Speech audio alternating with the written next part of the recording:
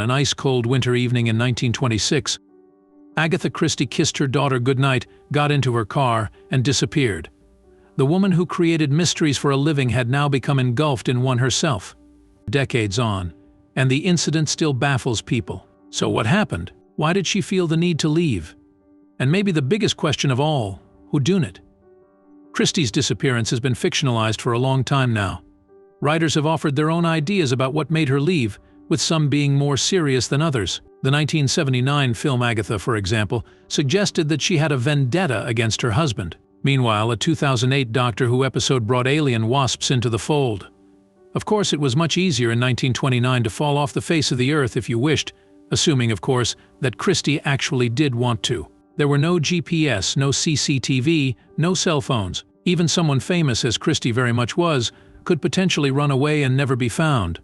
Christie was already a renowned crime writer by that point in her life, having previously introduced her iconic Hercule Poirot Whodunit character back in 1920. Moreover, her sixth novel, The Murder of Roger Ackroyd, was doing very well. So it probably hadn't been money issues making her flee, right?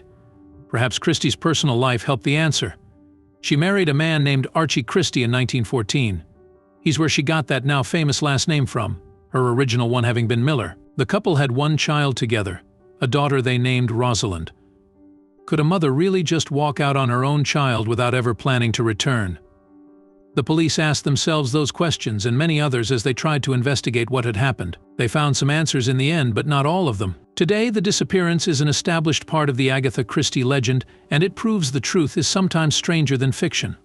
Only the household staff were around the night that Christie left her Berkshire home and got into her car. Notably, her husband Archie wasn't there. The couple were having some pretty big marital problems. Archie had already confessed to being in love with another woman, and that was where he'd been, with his mistress.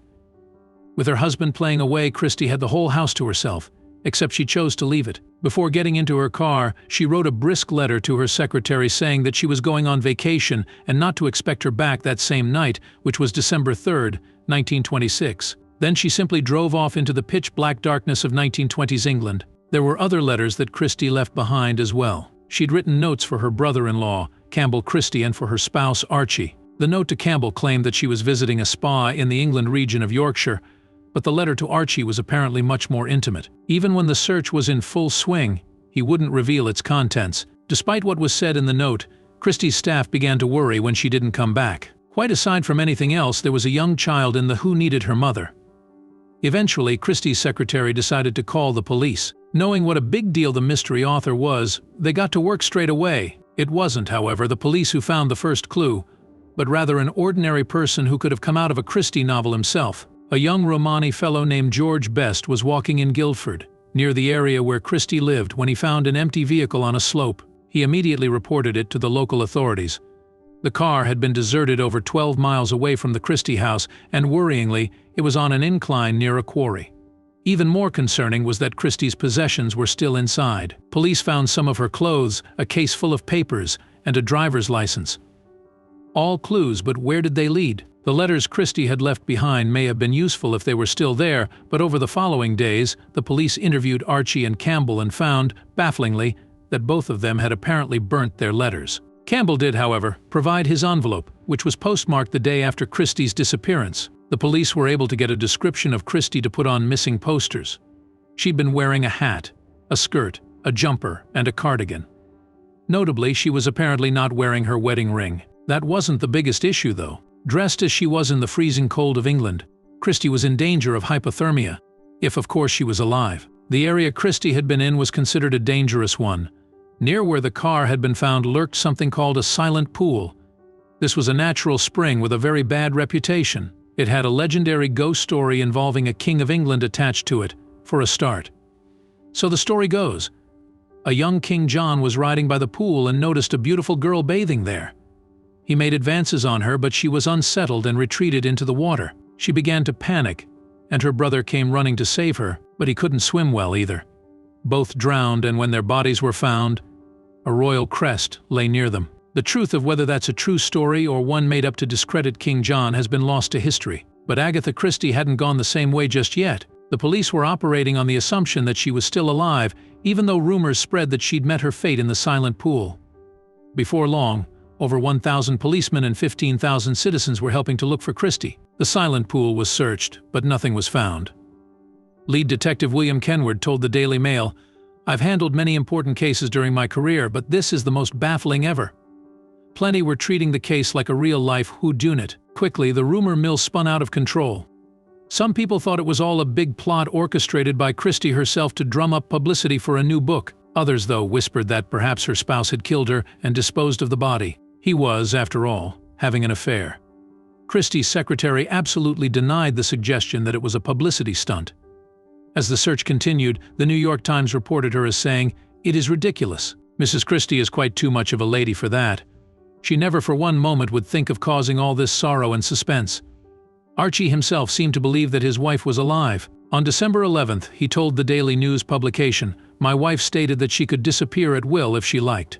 And in view of the fact that she was a writer of detective stories, it would be very natural for her to adopt some form of disguise to carry out that idea." Archie did not, however, mention to the newspaper that he'd been seeing his mistress at the same time his wife had vanished, and generally he was criticized for his attitude in the interview. People continued to gossip, just as they too were players in a murder mystery. One of the oddest ideas was the theory that Christie was alive in London, but disguising herself in men's clothes. And then another famous author got involved in the case. This was Arthur Conan Doyle, the man who created the legendary Sherlock Holmes, who was himself a notorious believer in the supernatural. He even went so far as to take one of Christie's gloves to a medium named Horace Leaf in his quest to recover her. According to Doyle, who revealed his findings to the Morning Press newspaper, Leaf had revealed the person who owns the glove is half dazed and half purposeful. She is not dead as many think. She's alive. You will hear of her, I think, next Wednesday in a location with connection to water. However, the police didn't put too much stock in spirit mediums, and they continued to investigate. Some 50 officers investigated a Romani settlement near the Christie home and interviewed people there, but found nothing. Then they brought out the big guns and used airplanes in the search. This was actually the first time this had ever been done in the United Kingdom. Everything seemed to point to Archie as the culprit, a philanderer who'd probably murdered his wife and faked her running away. There was the issue of the car, for a start. The police observed that the handbrake hadn't been pulled, and there wasn't a trace of blood. Christie didn't seem to have crashed the car, so perhaps it had been pushed near to the silent pool. Archie was very much a person of interest to the police. He offered up PS5000 to anyone who could tell him where his spouse was, but that didn't help matters much. Detectives followed him to his office, clearly waiting for him to slip up. It seemed so obvious that the cheating husband was to blame, but it wasn't him. Christie hadn't been murdered by her husband, nor had she met her end in the silent pool. She was very much alive, just under a strange circumstance. On December 14th, which was a Tuesday, not a Wednesday, it was reported that she'd been found at a place called the Swan Hydropathic Hotel in Harrogate, using a fake name. Bob Tappan had recognized the hotel guest as the missing mystery author and alerted the police. But that wasn't the end of the story by a long shot. For a start, Christie had checked into the hotel under the name Teresa Neal, Neal being the last name of her husband's mistress. What in the world had Christie been doing at the hotel? Well, the maids reported on Teresa Neal's activities. She'd been reading the newspapers avidly, papers which of course had been reporting non-stop on Agatha Christie's disappearance. She'd also been playing the piano, and on her first night she'd been seen dancing to the song "Yes, We Have No Bananas." Neal had told the other hotel guests that she was from South Africa and that she'd recently lost a child. She'd been getting mystery novels from the library and seemed to be a fan of them. She'd also shopped a lot, perhaps to replace the clothes that she'd abandoned in the car. And perhaps most notably, there was a photograph of Rosalind on her bedside table. Archie traveled down to Harrogate to collect his wayward wife. He waited in the hotel dining area and observed as Christie picked up a newspaper which bore her own picture on the front. When he approached her, she seemed puzzled as to who exactly he was, but she did agree to go home with him. The conclusion to the mystery was obviously a huge deal. Hundreds of civilians crammed into a train station to try to spot Agatha Christie coming home, and the press was there, of course. Archie informed them that his wife was suffering from memory loss, with little idea of who she was. When asked why she chose the name Neal, he responded that he didn't recognize it. So that's what had been going on with Agatha Christie. But what had been going on inside her brain? Well, the best explanation would appear to be the one that Christie herself gave. In 1928, the year she divorced Archie, she spoke to the Daily Mail about what she thought had happened during those lost 11 days.